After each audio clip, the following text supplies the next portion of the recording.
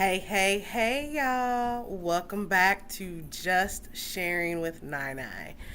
I just want to sing like, welcome back, welcome back, welcome back. I don't know why. That was just like feeling in my spirit. Because it has been a little minute. My goal of doing this every 2 weeks went down the drain. But just like when people fall off the diet, you just get back up and get started again. So I've had this topic on my mind for a minute and I'm just like, okay, I need to sit down and do it. Sit down and do it. So this evening, I'm going to sit down and talk about it. As you know, I've shared in my other videos about being a caregiver for my parents, moving into their home, and then moving them into an assisted living because it finally just got to that point. And in talking in another caregivers group, actually, I was talking with actually my aunt and one of the members, older lady who is caring for her husband, is just, really struggling right now. She herself is older, taking care of her husband who has more physical needs than anything, and is struggling to find the right support in her home. One, because her husband doesn't want anyone coming into the home. And I was like, I remember that because that is exactly what I went through with my dad about, well, who's coming into the home and, what is this going to look like and how long are they going to be there? Well, they don't need to be here all day. And I'm like, no, yes, they do. Because when you're caring for someone, especially a loved one that has physical needs, you don't know if them physical needs are going to take place between an 8 to 10 in the morning or like 1:30 to 2:15 in the afternoon. You don't know. So in trying to educate him about what a in-home aid does, looks like, it was a challenge. He didn't want the role that he had of, I can take care of my wife, I can fix her breakfast, I can get her up out of bed. I just need somebody to help bathe her and get her dressed. And I'm like, okay, so look, if we're going to bring someone in to be an aide, we're going to hands off, let them be the aide and let them assist in caring for her. Assisting can mean and can go all the way up to getting her out of bed in the morning, making sure she's bathed, dressed, teeth brushed, lotioned up, deodorant on, bra on, come out to breakfast, make sure eats the meals, takes her medication, and then has chill time, plays card games, watches TV with her. Oh, it's bathroom break time. They know that schedule. They handle that. Oh, it's lunchtime. They handle that. So it's truly taking your hands off and letting someone who has been paid to do this job do their job. And I was talking to my aunt and I said, the process of trying to find an aide in your home is just like trying to find the right doctor, find the right hairstylist, right? It's a trial and error. You go once, you see how you feel, if you vibe with that physician, if you like the hairstylist conversation and her timeliness and her professionalism. And if you don't, do you not leave? You don't return. You might make a complaint and then you go find another one. So there's no difference in when it comes to finding an aide for your loved one. It's a trial and error. If you're using a company, right, you can respond back to the company and say, the person you sent, they were late. I had to keep asking them to get off their phone because they were like, hey, I need you to go, so-and-so needs a bathroom break, all these things. Or you may say, this person is great. Is there a way that we can have this consistent person? What's their schedule? And then even saying consistency, I'm not going to say, let me not say that. Majority people do not work 7 days a week. We all have a day off or two, right? In a 7-day period. So to have this high expectation that you're going to have this same person 7 days a week is unrealistic. So, and again, in this training and talking to my dad, when we were at that point, it was like, look, if we can get 2 people, that'll be great. There might be a morning person and an evening person. Or there might be Monday, Wednesday, Friday, and then a Tuesday, Thursday, Saturday. We were able to, thank goodness, vet the person, have a, sit down conversation, kind of like do our own interview, right? Like we had already talked with the company, we know what services they will provide. So then let's talk to the individual, because not everyone that works for home health agencies has the same skill set. Some people are better with individuals that have physical and mental versus just physical. Some people have dealt with individuals that have dementia. That's a whole nother level of working with someone when they have dementia. It's not just, oh, they don't know who you are and they forget. No, not necessarily. Like, have they gone through any sort of training to truly understand that the highs and the lows, the way the weather affects them, that there's a season, sometimes you don't even know what season a person is in, where they want to eat, where they don't want to eat, sundowners, do even understand things like that. So rounding back to say, it is a process. It's a tedious process. I know we initially did private home health aides because at the time we were not on as far as Medicaid to get the insurance to take care of those services. And so even in that, it's like the first, if I remember correctly, first person was good, but second person was great. Then second person had to be like, I'm actually changing my availability because I need to make more money. So I am going to be taking on a second job. So that means I'm going to have to decrease this. And so, you hate it because you develop these relationships. And you also know that, for instance, if your loved one has dementia, they may remember this person or they may not. So you're taking a chance. When we finally got under Medicaid and were able to get services, it was a little trial and error with companies, because if you are to report to work, like if you were walking in a building and you have to clock in and your day starts at 8:30, I expect you to be at my house at the same time. Like if your day starts at 8:30, I expect you to be there. If not, you should be communicating. So there was that. Understanding what, for instance, the bathroom schedule was, and not just sitting there and then we're constantly changing clothes because you either, and I kid you not, this has happened, dozed off on the job, or you taking and handling personal phone calls that lasting you an hour, and so things like that. But again, it's a trial and error. You have to vet people. And even in that, there's no guarantee, because guess what? Nobody is going to do it like you do. You have to be willing, open, understanding to look at it and say, you know what? My loved one is getting assistance. They haven't fallen. They're not hungry. They are getting to their appointments on time, or they're bathed properly, things like that. You have to look at the positives and say, okay, so just because they didn't cook the eggs like I do, or they didn't choose the outfit that I would have put them in, things like that, it doesn't make them a bad person. Just everybody does stuff a little different, but we got to the end result, right? The person is dressed and they ate. So even in caring for your loved one in the home, right? And I apologize for the shaky screen.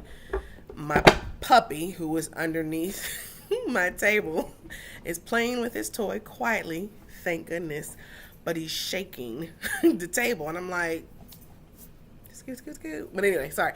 Back to what we're talking about. Even in caring for someone in your home, I pray that it never gets to a point and you're able to find those people, that company that can support all your needs, and you don't have to move your loved one out of their home. Things that made it challenging for us, and the reason that basically I made the decision, I was the power of attorney for my mother and had the medical background and the understanding when it came to basically needing someone from the time she woke up to the time she went to bed 7 days a week, and we were not able to get that support. We got the mornings, from like 8 to 6, Monday through Friday consistently.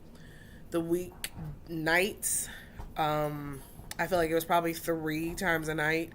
So then that left it on me. And then weekends was like every other. So even even those 2 days, right? Like, say we had somebody Monday through Friday, and just those 2 days where you didn't, it was all left on one person. And once you've kind of released, some of the responsibilities that you had to do, and then you have to do it again, it's like you start all over. Because you've gone back to doing or doing more of your own personal and normal life activities or whatever the case may be. So now you're juggling again. You're stressed. You're watching the time, and might be lack of sleep or eating or whatever the case may be, or you might be showing your frustrations and anger towards other people, and you're being short, or having lack of concentration at work or with your significant things. Like, all these different things can manifest. And when I finally, and it's interesting that I'm doing this video now, because literally it was 2 years ago, and 3 days ago, where my father ended up being hospitalized for an entire week. And that weekend, it was daylight saving times. I had someone come over to sit with Mom because Dad just seemed really tired, and he just kept, when he would talk on the phone, he just didn't sound right, but he wouldn't tell me, and he would say, I'm just mentally exhausted. So I'm like, okay. So I had someone come over and sit with him so he could just sit with Mom, so he could just rest. I had food ordered, delivered. I was trying to take everything off because at the time, that was one of those weekends we didn't have weekend help, and I was actually working out of the city, we'll say. I'm still in the same state, but 2.5 hours away. So anyway, family friend comes over, and after being there less than 2 hours, calls me and says, your dad, I'm praying, Dad is on the floor, and I don't know how long he's been there. And I'm like, okay, is he awake? And she's like, yeah, but he doesn't sound like he's, he can't tell me what happened. He doesn't recall. And we luckily had a fall alert system for Mom. I said, just hit it for emergency. That'll send somebody right away. So, EMS comes and all that, get Dad to the hospital. He tells doctor there, I did pass out a couple days ago, but I just stayed on the bathroom floor till I was able to get up on my own. Never told me any of this. Never. So I'm like, so you done passed out now twice. I don't know the cause, didn't know this, and if it wasn't for me feeling something was off this second time, who knows how long you would have been down. So he tells the doctor all this, they're running tests, and in the next 24 hours, he takes a change. It's like complete 180 for his presentation. He goes to being that talkative and can tell you everything to not saying a word. Doesn't know where he is, doesn't know the time and day, is oriented and alert to himself only, not able to get up enough strength in his 6'4" stature, 250, 260, to even stand up to use the bathroom, to urinal. They're, to get out of the chair, to get out of the bed. So they're running everything. Of course, we're all in the midst of COVID. So we're like, is it COVID? Is it meningitis? Has he had a stroke? Has he had a heart attack? Is it sepsis? What is going on with this individual? We don't know. Every test, I kid y'all not, came back negative. And that, move please, that night, I ended up, or the next day, talking to the nurse. And I told the nurse kind of a little bit of our backstory, family history, about Dad being Mom's caregiver, the assistance, issues, and support, and all that stuff. And I said, he is mentally tired. I said, we always hear, and someone always says, the person caring for the loved one goes before the loved one. And that's where I thought we were. I did not know, you guys, 2 years ago, if my father was going to still be here. I did get to see him in the hospital, and I'll never forget. It's just, I've never seen him have this lost look in his eyes. And I tried to feed him. He ate a grape, and that was it. So he said to me, I want to go home. And we are a family of faith and believe in Jesus Christ. So get off. I didn't know if he was saying, I want to go home to our Heavenly Father or back home with my wife and you and all that. I didn't know. So all I said to him was, if you want to go home, Daddy, I need you to fight right now. And I will make sure that you are around for as many birthdays as you want to be until you and the Lord decide it's time to go home for real. So less than 12 hours, complete turn again. Someone presses their call bell and they're like, I got to go to the bathroom. Night nurses are like, excuse me? So they go in, do you know where you are? Do you know what day it is? And he's like, I know I'm in the hospital. I don't know what day it is. And they're like, okay, because you've been quiet the last 3 days and have not talked at night. We can't get you to get up, sit in the chair, eat anything. And he's like, oh, okay. So anyway, I say all that to round now to the next process of what I was going to say. Giving you a little backstory is from that point, I said to my dad, I said, I know we were looking to move Mom into a facility by herself. And I said, you've just earned your own ticket as well. I said, now, the reason I say that is because you are going through something yourself, and whether you want to acknowledge it or not, it has manifested in some physical issues that you cannot be in this house by yourself. So let's find a place where the two of you can live together and you will have that medical support that you both need. You only need an occasional check-in. She needs it every single day, 24 hours a day. And we did. And it was not easy.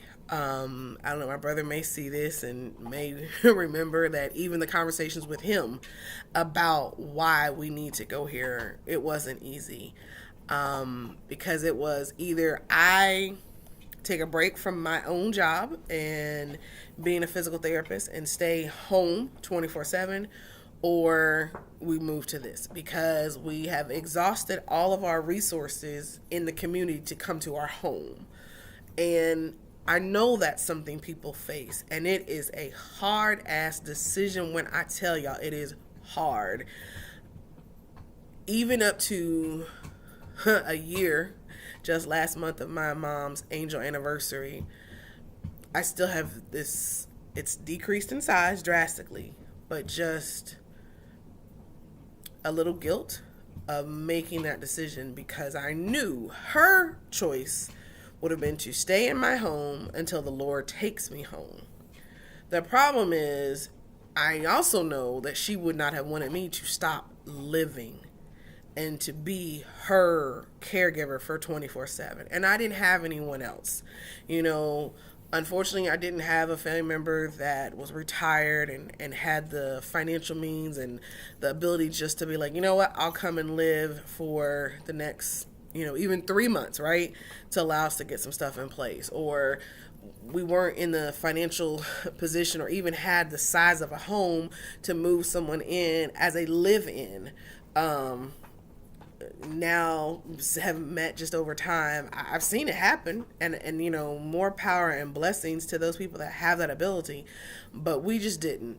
And other people weren't going to make the change, and so I had to make the change what was best. And at the end of the day, I knew that even though being in what we call a facility, as nice as it was, as well kept as it was, the side of town it was on and all that, it's not what she really wanted. I mean, she worked in social work, so she understands, every aspect of this. My father didn't understand why, well, you told me 24/7, so why don't I have the same aide seeing her? Well, because it's called shifts. People work morning shift, mid shift, and overnight. So that means I'm going to have 3 nurses, possibly about 6, CNAs or LPNs, whatever, taken care of. But guess what? There's somebody 24/7 available for her needs. Guess what? They not going to jump just because you press the button like that either. Because she not the only one in this building amongst 30 other residents that also have these same needs as she does. So anyway, it was a hard decision, y'all. And in me trying to say to someone,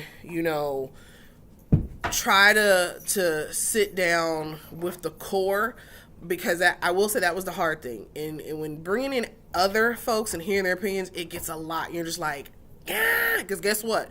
All you're doing is on the phone with me or you're on a video, but you haven't physically come and stepped in the house and been there even for one full day to understand the magnitude. And even if you've done it before, you know, the people talking to you with foster children or aunts, uncles, grandparents, it's still not the same, because it's what? Those are those people, and we're our people. So even me saying this to someone doesn't mean that it's going to be the exact same turnout and it's going to work out the same way, because that's why we're all individuals and we're all unique. But providing the resources and the information for you to do your own looking into things and talking, and it's a second job, just trying to get a hold of these agencies, leaving messages, waiting for people to call you back and talk you through things and understand terminology with Medicaid and Medicare. That's a whole, I will never do a video on that because I probably still don't understand it all. But just be patient if you are working to get your parent on either of those, because you'll be like, so what's the, well, I thought it like, yeah, just know that that's a whole nother thing. So anyway, in making the decision, you have to look at the entire picture. And at the end of the day, when you are a caregiver, you are wanting to provide the best care for your loved one.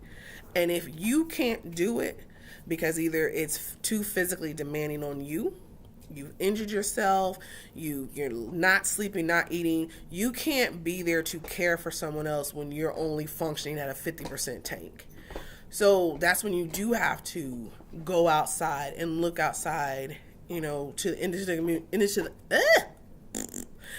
the community for additional resources. And the financial part, yeah, like I'm doing these videos now because I need my friends, all of us that are in our 40s and 50s, to start thinking about the things, because you just never know what's going to come and when it's going to come. And so I don't know if GoFundMe is going to be around when I hit 60, or I'm going to have somebody that's going to put up a page because they don't have the money. So I need to start setting something aside to get a little support, a little of something. Let me sure I got a life insurance policy, or, you know, all these different things that we need to start taking care of now that we may need in the future or we may not. We need to plan. We don't need to go into thinking that, oh my God, that's so morbid. Why are you thinking about you're going to die at 50? I'm not. I hope I'm around. But I also know things happen. I'm not in control of everything. I don't know what the plan is for me. I know what I can hope and pray and have faith is. But at the end of the day, there's things that are called accidents, right? So stuff happens. But anyway, to draw this video to a conclusion, you know, weigh out your pros and cons. Look into, go visit places at different times. Don't just go on the weekend, because that's a whole different crew on the weekend than what's there during the weekday. Trust and believe. See if you can come towards the end of the evening time. That's when you're going to see the you know, like probably 3 to 11 crowd. Come in the morning to see if you can see the 9 to 10 folks. You know, talk to see if you can meet other families and talk to them, because truly, I know when people were coming around the place that my parents moved to and they were asking, I said, oh, I'd be glad to talk to somebody, because I will tell you the highs and the lows. I don't want you to be blindsided. I'm not going to present this, oh, fluff, fluff, fluff. And I'm like, no, there were some challenges. Yeah, I was on phone calls. I was making visits, all that.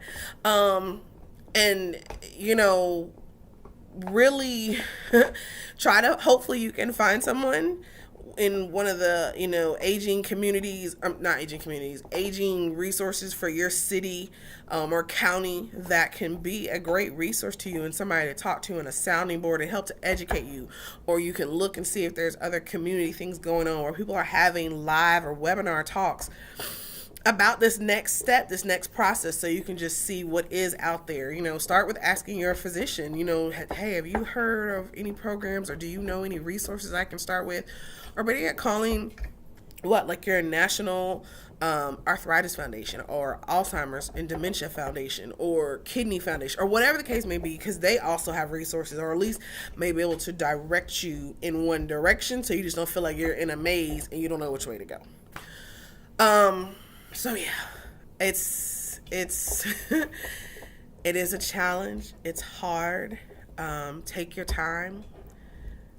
the one thing that wish I would have told myself when I entered this process years ago was to allow myself some grace, because there are going to be mistakes made, and don't be so hard on yourself because you're new to this, right? That's the reason, like when you're learning how to ride a bike, right? You might fall off, but then you get back up and you keep going.